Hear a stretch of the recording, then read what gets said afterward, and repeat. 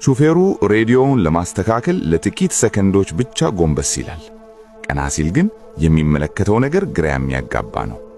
ዋሻ ውስጥ በብዛት የሄዱ የነበሩ መኪናዎች በሙሉ ድንገት ጠፍተዋል። መንገዱ ጭር ብሏል።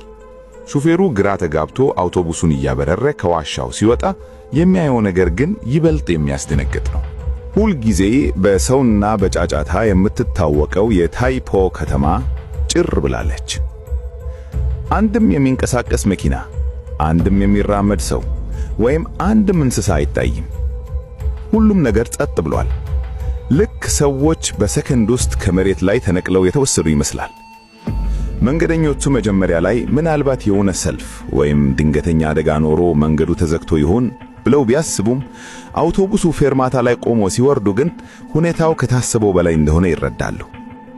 ሱቆች ክፍት ናቸው፣ መብራቶች ይበራሉ። ምግብ ቤቶች ውስጥ ምግቡ ገና ሳይቀዘቀዝ በጠረጴዛ ላይ ተቀምጧል። ነገር ግን የሚበላው ሰው የለም። በጣም ግራ የተጋቡት መንገደኞች ስልካቸውን አውጥተው ለመደወል ይሞክራሉ።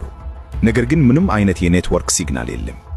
በዚህ መሃል አብረው ከነበሩት መንገደኞች አንዱ የሆነች ሴት በድንገት ሰውነቷ መጨስ ይጀምራል። በከፍተኛ ሙቀትና ህመም እየጮኸች በሁሉም ፊት ወደ አመድነት ተቀይራ ትሞታለች። ይህ ሞት ሌሎቹን በከፍተኛ ፍርሃት ውስጥ ይጥላቸዋል።